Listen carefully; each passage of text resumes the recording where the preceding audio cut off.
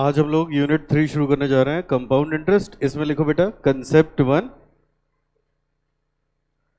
Meaning of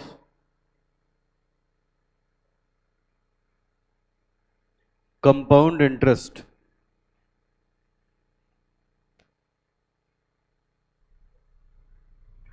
concept 1, meaning of compound interest. लिखिए, when interest is calculated and added to the principal,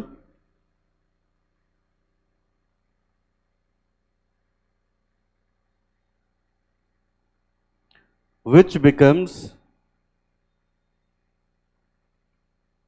principal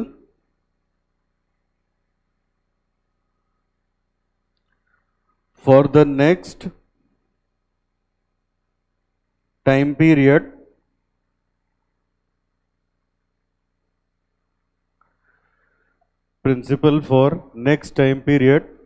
is known as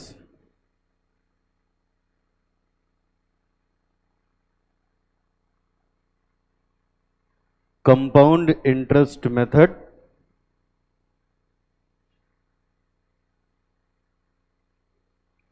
compound interest method of charging of interest.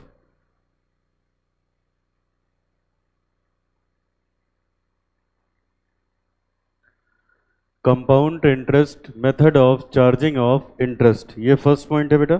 Second point में लिखिए,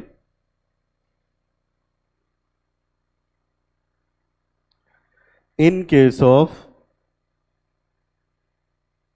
compound interest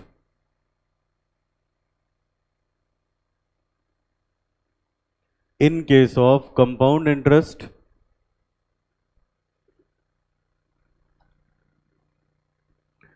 लिखिए amount equals to principal into 1 plus rate upon 100 to the power time period.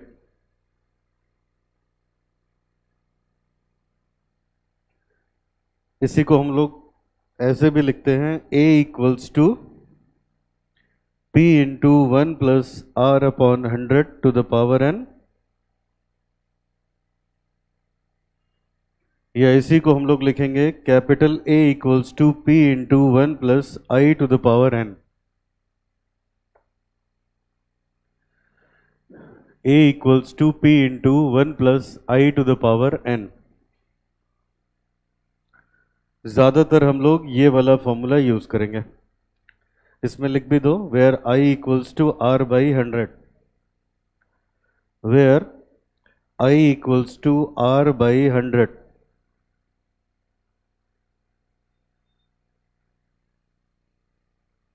a equals to amount, p equals to principal, n equals to number of years.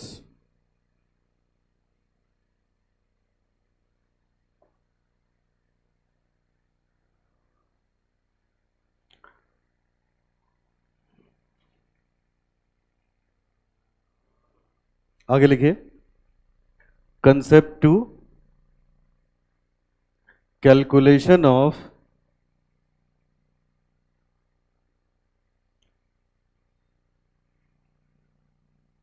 Compound interest,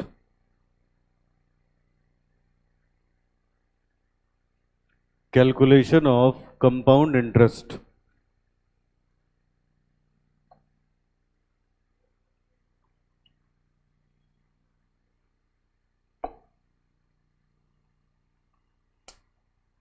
लिखिए बेटा, since amount equals to principal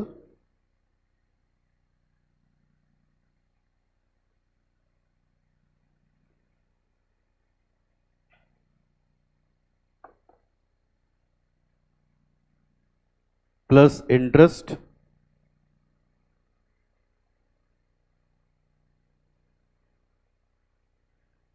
amount equals to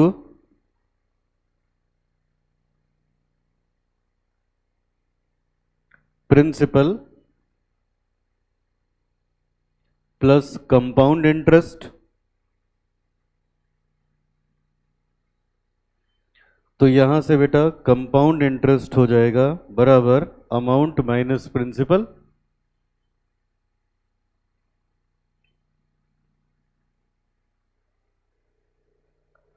और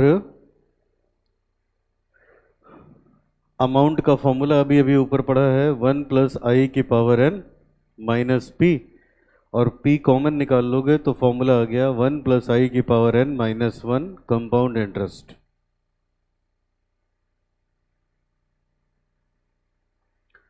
तो एक formula हो गया amount का, एक हो गया कंपाउंड इंटरेस्ट का।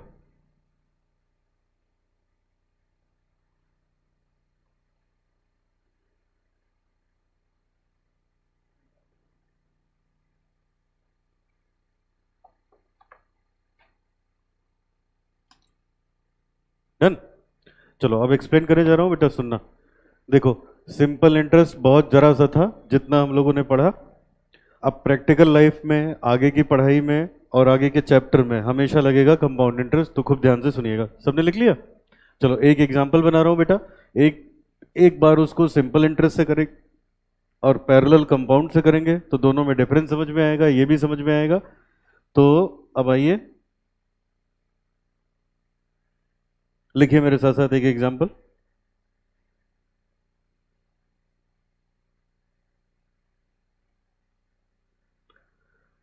लिखिए example,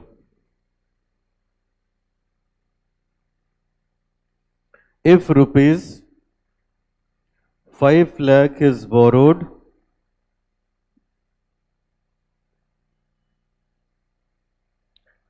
at 10% rate of interest for 2 years या 3 ईयर कर लो, 3 years, find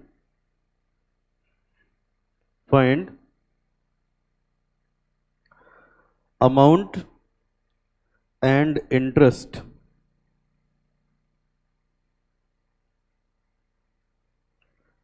first point, when interest is charged 10% per annum simple interest,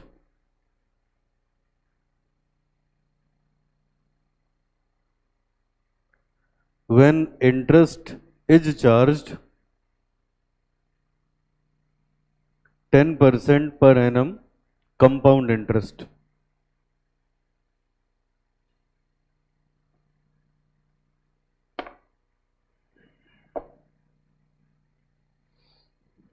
ten percent simple interest, 10% compound interest. Page के दो पार्ट कर लो बेटा, एक तरफ सिंपल लगाएंगे, एक तरफ कंपाउंड। पैरेलल कैलकुलेट करोगे तो समझ में ज्यादा आएगा।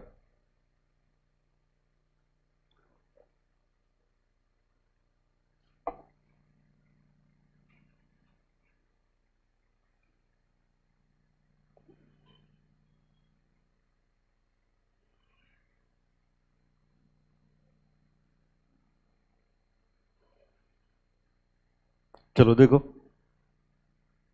तो यही क्वेश्चन हम 2 बार करने जा रहे हैं, और पहली क्लास में बताया होगा मैंने, फिर से इसकी चैप्टर की वेटेज कितनी है एग्जाम में? 20 मार्क्स से ज़्यादा, समझ रहे हो ना? तो इसलिए इतने ज़्यादा नंबर का कुछ आता ही नहीं हम लोग के चैप्टर में, और इसलिए कुछ भी इसकी एक भी कंसेप्ट छोड़ना मत, बहुत ढंग से करके जाना बेटा। चलो अब एकदम ध्यान से जरा यहां समझिए सब लोग। देखो अब जब मैं बताऊंगा तब लिखना, वरना देखो देखो क्या है।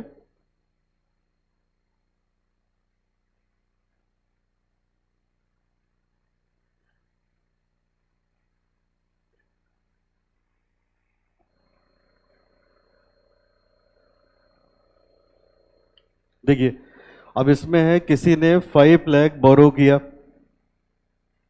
किसी ने 5 लाख बोरो किया 3 इयर्स के लिए। अब आप बच्चे बताओ बेटा, सपोज करो मैंने आपसे 5 लाख बोरो किया है, सामने देखिए, तो बताइए यहाँ मैं आपका कितने पैसे का डेटर हूँ? 5 लाख।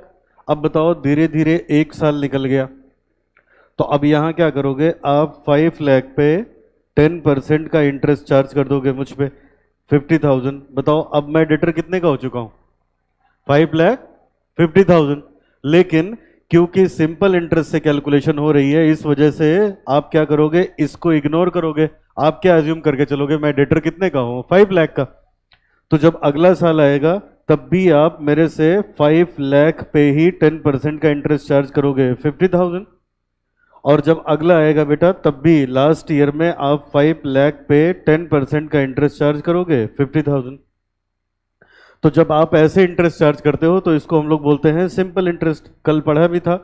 तो इसमें अगर टोटल सिंपल इंटरेस्ट निकालें तो पहले साल का 50,000, दूसरे साल का 50,000 और आखिरी साल का 50,000, ये टोटल निकल के आ गया बेटा 1,50,000। ये ईयर 1 का, ये ईयर 2 का और ये ईयर 3 का। और मान लो अगर हम लोग अमाउंट निकालें तो ये होता है प्रिंसिपल प्लस इंटरेस्ट के। प्रिंसिपल था 5 लाख का, 5 लाख का, और इंटरेस्ट आया 150 का, तो ये टोटल निकल के आ गया 6,50,000। बिना फॉर्मूले के निकाला हम लोगों ने। ठीक है, ये तो पढ़ लिया है। अब दोबारा देखो, ये इंपॉर्टेंट है। अब बताओ यहां मैंने 5 लाख का आपसे लोन लिया। अब क्या है, यहां मैं आपका डेटर हूं 5 लाख का, 3 साल के लिए बेटा पैसे उधार लिए हैं। तो जैसे ही यहां पे 1 साल बीतेगा तो अब क्या होगा? 5 लाख पे आप 10% का इंटरेस्ट चार्ज कर दोगे, 50,000। और अब मैं यहां डेटर हो चुका हूं 5,50,000 का। तो आपने क्या किया? इधर देखो, इंटरेस्ट कैलकुलेट करके प्रिंसिपल में ऐड कर दिया, जो अगले पीरियड के लिए नया प्रिंसिपल हो गया। ठीक है, नया प्रिंसिपल हो गया। तो अब फिर देखो दोबारा से, अब जब सेकेंड ईयर निकलेगा तो आप 5,50,000 पे मुझसे 10% का इंटरेस्ट चार्ज करवाओगे। अब ये हो जाएगा 55,000 और इसको इसमें ऐड कर देंगे, कितना आएगा? 6,05,000। 6,05,000 और लास्ट ईयर में जब इंटरेस्ट लगेगा बेटा तो ये लगेगा 6,05,000 पे 10% और ये लग गया 60,500। और अब यहाँ पे अगर हम टोटल इंटरेस्ट निकालें तो ये आ गया 50,000 फर्स्ट ईयर का, 55,000 सेकेंड ईयर का, 605 लास्ट ईयर का। देखो कितना आता है ये, 50,000 प्लस 55,000 प्लस 605,000, हाँ 16,550 और ये देखो यहाँ पे अगर अमाउंट निकालें तो ये हो गया प्रिंसिपल और कंपाउंड इंटरेस्ट। तो प्रिंसिपल तो 5 लाख का ही था और ये हो गया 16,550 ऐड हो गया, तो ये कितना आ गया? 5 और 1 66,550। ठीक है, अब बेटा सब बच्चे फोकस करना। देखो कोई अभी जब मैं कहूंगा तब लिखना, समझते जाओ। देखो अब जरा, खाली रेट चेंज हुआ है, वही पैसा है, वही टाइम है, सब कुछ वही है। सिंपल की बजाय कंपाउंड कर देने से, देखो सिंपल की बजाय कंपाउंड कर देने से लगभग 15,500 का डिफरेंस आने लगा। आने लगा ना? कौन सा ज्यादा लॉजिकल है बताओ, सिंपल या कंपाउंड? Compound interest. तो आगे जो कुछ भी पढ़ाई करोगे अपने पूरे कोर्स में, उसमें सब में क्या पढ़ना होगा हम लोग को? कंपाउंड। समझ आए? अच्छा, अभी देखो कंपाउंड इंटरेस्ट में कैसे काम होता है, स्क्रीन पे देखिएगा। जब इंटरेस्ट कैलकुलेट करके प्रिंसिपल में ऐड कर देते हैं, जो अगले साल के लिए नया प्रिंसिपल हो जाता है, फिर इंटरेस्ट कैलकुलेट होगा, फिर ऐड हो जाएगा, वो अगले साल के लिए नया प्रिंसिपल हो जाएगा। तो लगातार प्रिंसिपल बढ़ रहा है ना, तो इसीलिए लगातार इंटरेस्ट भी बढ़ रहा होता है, लगातार इंटरेस्ट भी बढ़ रहा होता है। इसी को बेटा हम लोग बोलते हैं कंपाउंड इंटरेस्ट मेथड की कैलकुलेशन। जरा ये पढ़िएगा, हमने कहा when interest is calculated and added to the principal which become principal for the next time period is known as compound interest method of charging of interest। जब interest calculate करके principal में जोड़ लिया जाता है, जो अगले पीरियड के लिए नया प्रिंसिपल हो जाता है, तो इस तरह की कैलकुलेशन को हम लोग बोलते हैं कंपाउंड इंटरेस्ट कैलकुलेशन। बताओ पहले सबको समझ में आया? अब 2 मिनट जरा कंपेयर करना बेटा। सब बच्चे देखो, सिंपल इंटरेस्ट में हर साल का इंटरेस्ट एक बराबर होता है, है ना। लेकिन कंपाउंड में देखो, इससे ये ज्यादा, इससे ये ज्यादा, तो कुल मिला के ये इंक्रीज होता रहता है। तो इसका मतलब जितने ज्यादा दिन के लिए पैसे आप रोकोगे, अगर लोन लिया है तो उतना ज्यादा ईयर बाय ईयर इंटरेस्ट बढ़ता जाएगा कि नहीं बढ़ता जाएगा, अगर रीपेमेंट नहीं कर रहे हो तो। समझ आए? अब बताओ मुझे, कुछ क्वेश्चन का जवाब दो। सिंपल इंटरेस्ट और कंपाउंड इंटरेस्ट में कौन सा इंटरेस्ट ज्यादा होता है? कौन सा ज्यादा होता है? कंपाउंड। अच्छा, कौन सा ज्यादा लॉजिकल भी ज्यादा है बेटा? कंपाउंड। और एक बात देखो, एकदम डेप्थ में पढ़ाई करनी है, नोटिस करना बेटा, इस 50,000 का 10% कितना आएगा? तो ये देखो, ये 55 आया, इसी में जुड़ गया ना। अब इसका 10% निकालो, कितना आएगा? 5500, और इसमें ऐड करो तो ये आ जाएगा। मतलब ध्यान से सुनिएगा, इसमें 10% जोड़ा तो ये आ गया, इसमें 10% जोड़ा तो ये आ गया। अभी मैथ्स में पढ़ोगे तो ये जीपी होती है, ज्योमेट्रिक प्रोग्रेशन, रेशियो सेम है। समझ है? जो ये हमारा लोग का है सिंपल इंटरेस्ट, ये चलता है अर्थमेटिक प्रोग्रेशन की तरीके से। कैसे? और ये कैसे चलेगा? ज्योमेट्रिक प्रोग्रेशन की तरीके से मूव करेगा। तो अभी जब आप जीपी पढ़ोगे तो उसमें कंपाउंड इंटरेस्ट डाल देगा, कंपाउंड इंटरेस्ट में जीपी डाल देगा। समझ है?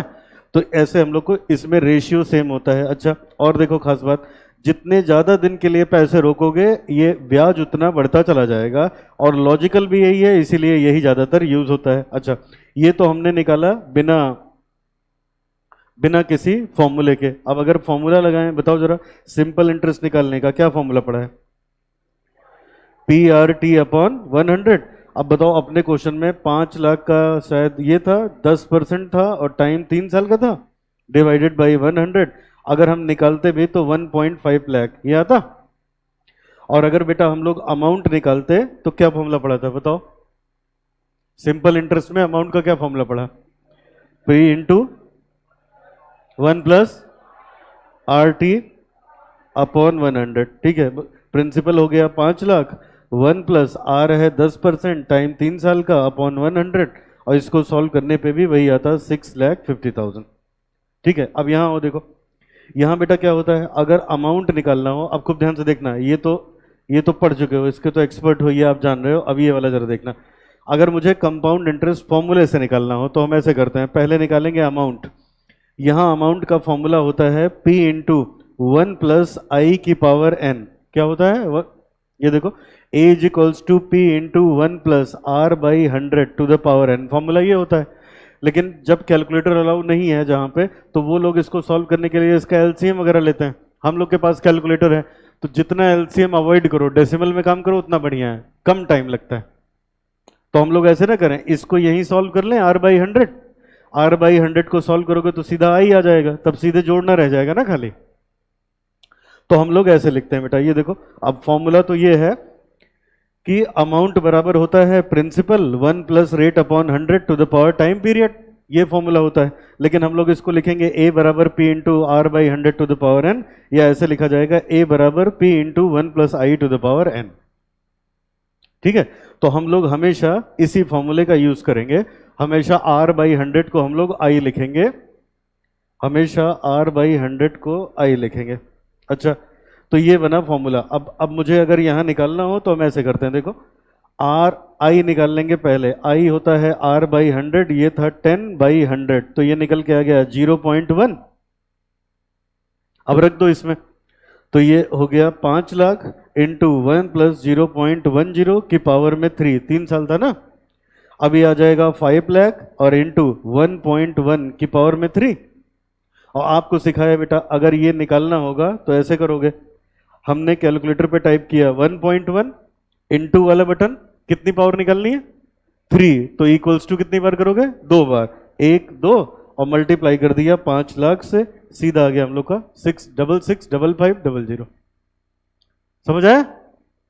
ठीक है, ये 100% एग्जाम में आना ही आना है बेटा, तो इसलिए 66550 ये आ गया, ये अमाउंट आ गया। अब मान लो मुझे निकालना हो कंपाउंड इंटरेस्ट, तो निकल तो ऐसे भी जाएगा A माइनस पी से, लेकिन क्योंकि मुझे प्रैक्टिस करानी है आपको, तो ये देखो, अमाउंट का फॉर्मूला क्या पढ़ा बोलो जरा, अभी अभी क्या पढ़ा है उसका, कंपाउंड इंटरेस्ट वाला, A बराबर P into 1 plus I to the power, ये पढ़ा। अब बताओ मुझे, अमाउंट बराबर होता है प्रिंसिपल प्लस इंटरेस्ट के। तो जब सिंपल इंटरेस्ट पढ़ रहे होते हैं तो प्रिंसिपल प्लस सिंपल इंटरेस्ट, जब कंपाउंड पढ़ेंगे तो प्रिंसिपल प्लस। तो अब बताओ यहां से कंपाउंड अगर निकालना हो तो होगा बेटा अमाउंट माइनस प्रिंसिपल। ठीक है, तो अमाउंट की जगह इसका फॉर्मूला लग दो, 1 + i⁻n माइनस पी। पी निकाल लो कॉमन, तो क्या बन गया 1 + i⁻n माइनस 1। समझा? ऐसे बना लेना जब जरूरत पड़ेगी फॉर्मूला। ठीक है, तो ये देखो यहाँ, अब बताओ क्या फॉर्मूला बना था, p इंटू 1 + i⁻n माइनस 1। तो p की जगह रखा 5 लाख और इंटू 1 + 0.10 की पावर में 3 माइनस 1। सॉल्व कर लेते हैं, तो ये देखो 1.1 इंटू 1 2 माइनस 1, और इसको मल्टीप्लाई कर दिया 5 लाख से, और ये बेटा सीधा आ गया 1165500, ये आ गया। समझ में आया? तो ऐसे हम लोग को काम करना है। बोलो क्लियर है? अच्छा, अब इधर देखो बेटा, ये चीज इतनी ज्यादा इंपॉर्टेंट है। अभी अगले लेवल पे जब तुम लोग अपने ग्रुप 2 में जाओगे तो ग्रुप 2 में तुम लोग पढ़ते हो फाइनेंशियल मैनेजमेंट, मैंने पहले भी बताया था। अब जो लोग यहाँ से ढंग से पढ़ के नहीं जाते उनके लिए ये एक बर्डन हो जाता है सब्जेक्ट। समझ आए? पढ़ के जाओगे, ये देखो ये उसका पहला चैप्टर है। अब ये पहला चैप्टर है और सब कुछ ये देखो यही फॉर्मूला से शुरू हो रहा है, ए बराबर पी इंटू 1 + i⁻n। यही ब्रॉड होता चला जाएगा, ब्रॉड होता चला जाएगा। ठीक है, बहुत ज्यादा। तो फाइनेंशियल मैनेजमेंट का मतलब इसमें आप पढ़ते हो पैसा कहाँ से लेके आए और कहाँ लगाएं। हर कंपनी को पैसे की जरूरत होती है। कोई नई कंपनी है तो व्यापार शुरू करने के लिए, पुरानी कंपनी है तो व्यापार को बढ़ाने और मॉडर्नाइज करने के लिए पैसा चाहिए होता है। तो पैसा लेके आना है, कहीं पैसे इन्वेस्ट करने हैं, तो वो सब फैसले आप यहाँ पे सीखते हो कैसे किया जाए। तो इस सब ये देखो वही सारी कैलकुलेशन है सब, जितना यहाँ पढ़ाऊंगा वहीं से पहला चैप्टर शुरू होता है। और ये इंटरमीडिएट में भी है, फाइनल में भी है, इसीलिए इंस्टीट्यूट इसको 20 नंबर में पूछता है। समझ आए? तो बहुत ढंग से इसको पढ़ के जाना, जिससे आगे चल के कोई दिक्कत नहीं होगी। आराम से 50 नंबर का पेपर है, 100 नंबर का फाइनल्स में आता है, तो इसलिए बहुत अच्छे से काम करना है। तो हमने ये पढ़ लिया, अब इसको एज इट इज ऐसे कॉपी कर लो फटाफट। चलो, एग्जाम्पल लिखा था ना सबने, हाँ तो ऐसे कॉपी कर लो जैसे लिखा है, डायग्राम बना के पूरे चैप्टर पे ग्रिप बना लो। पास होने के लिए 40 चाहिए और अकेले यही 20 नंबर का आता है। अब समझो कितनी इंपॉर्टेंस है इस चैप्टर की।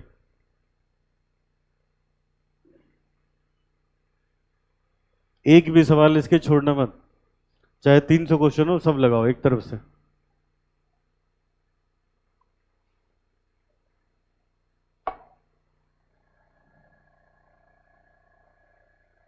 चलो पहले इतना लिखो फिर आगे।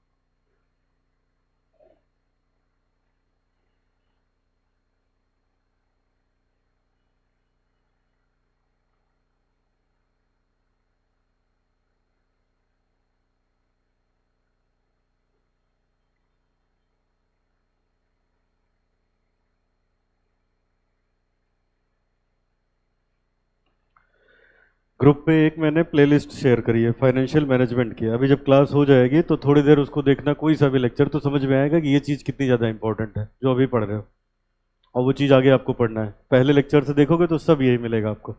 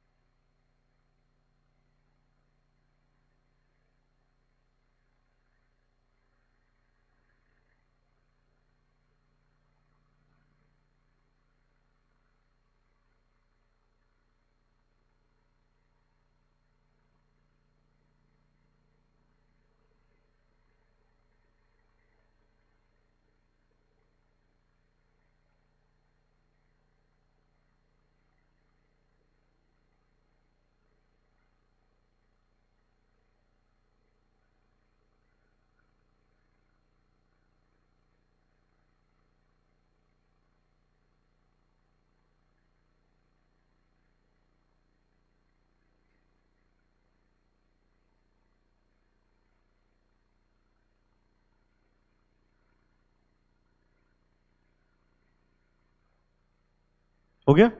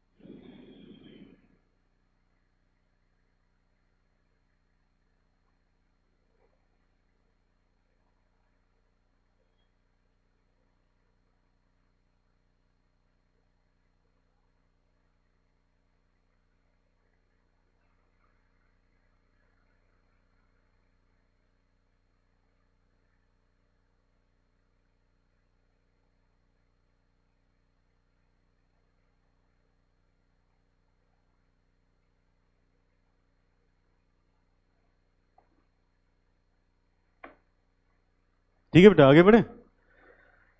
अच्छा, तो ये आपने सीखा कि अमाउंट कैसे निकालोगे और कंपाउंड इंटरेस्ट कैसे कैलकुलेट करोगे। अब आगे बढ़ते हैं।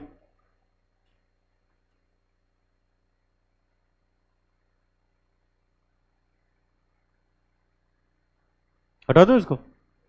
अच्छा, अब देखो, सीधे सीधे बेटा इसका क्वेश्चन नहीं आता एग्जाम में, जैसे वो डायरेक्ट नहीं पूछेंगे आपसे कि अमाउंट निकालने को पूछ लें या कंपाउंड इंटरेस्ट पूछ लें। वो एक एक चीज और पढ़ाने जा रहा हूँ, उसके साथ पूछते हैं। जैसे अभी दो ही फॉर्मूले तो पढ़े, ये पढ़ा P into one plus i की पावर n, और ये वाला पढ़ा P into one plus i की power n minus one.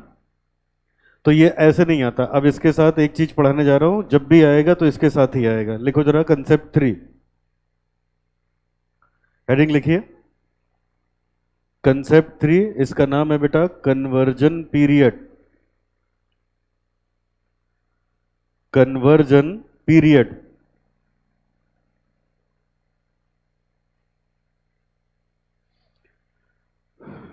Conversion period लिखो।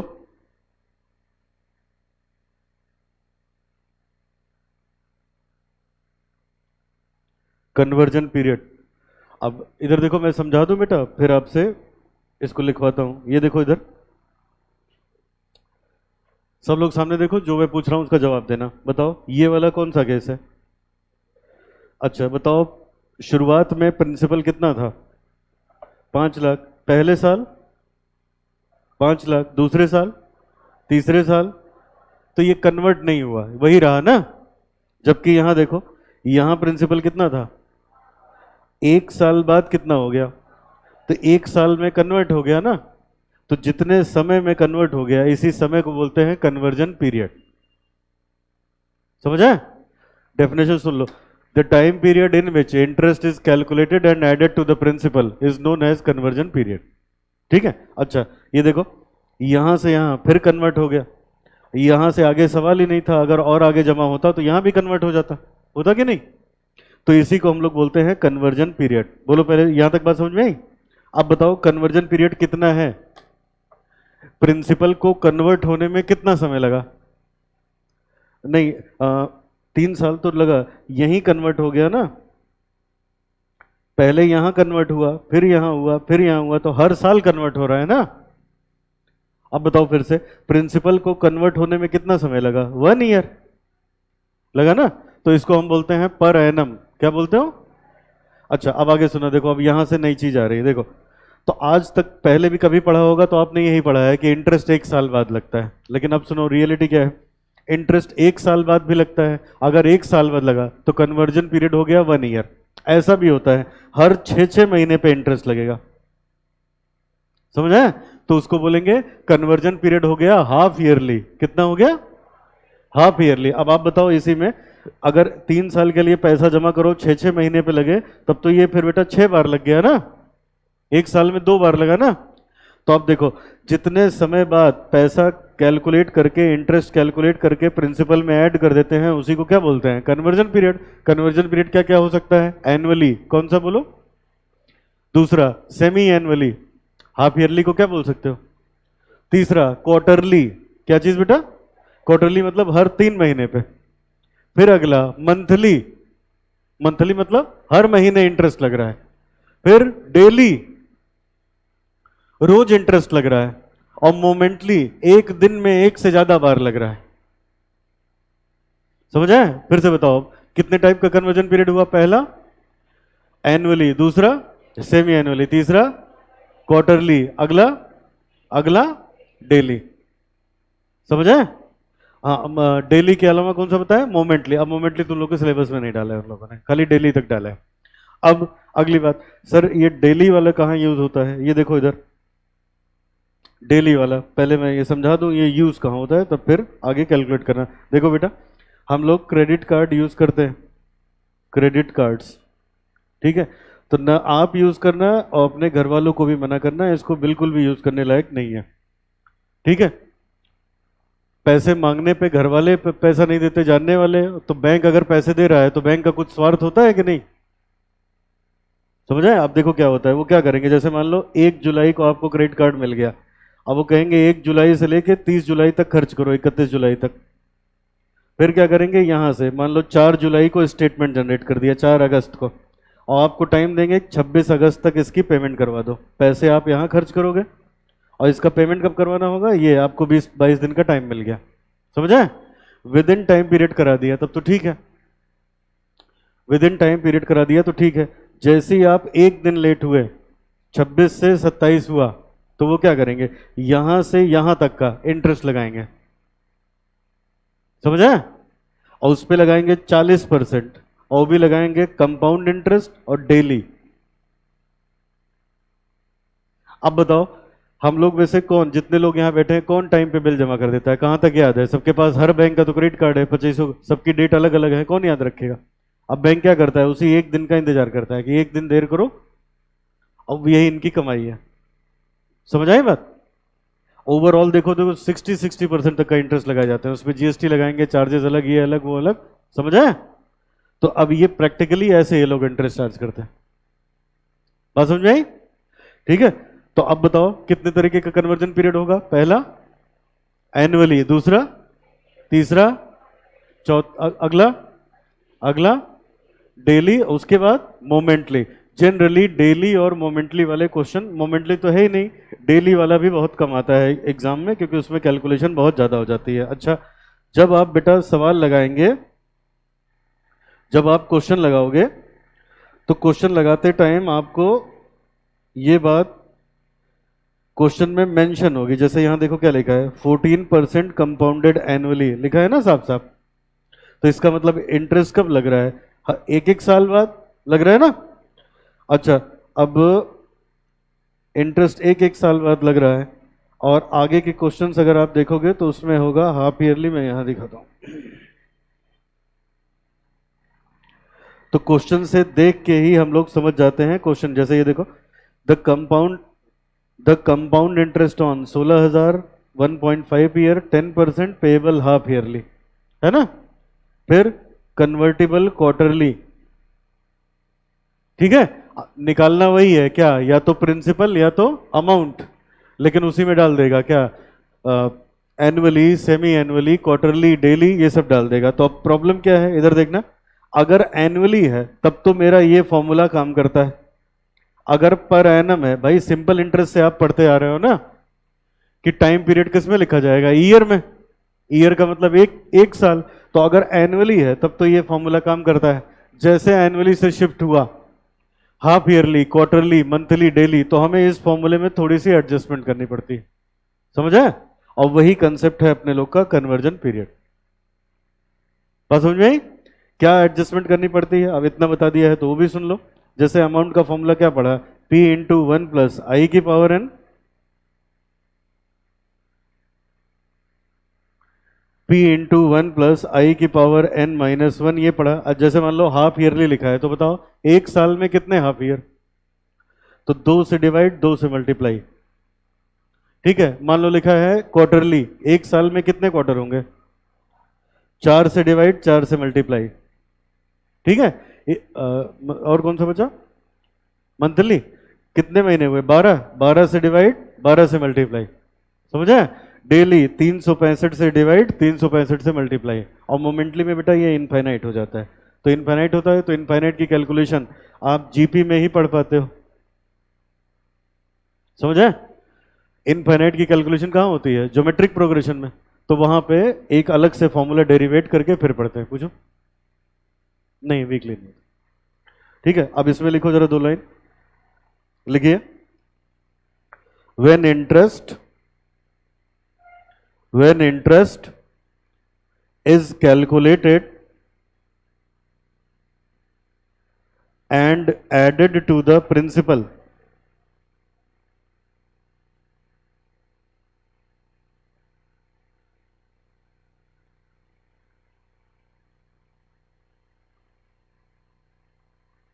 इससे पहले यहां लिख लो बेटा द टाइम पीरियड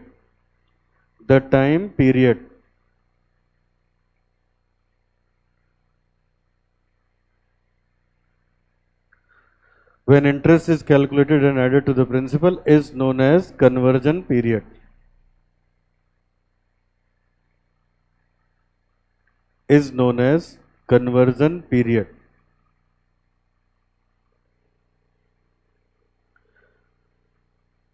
लिखिए conversion period may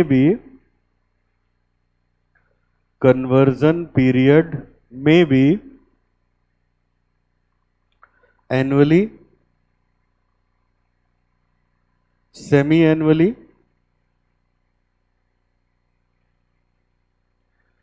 quarterly, monthly, daily. Momentarily लिखवा नहीं रहा हूं क्योंकि सिलेबस में नहीं है। और ये 1, 2, 4, 12, 365 ये हो जाएगा number of conversion period in 1 year.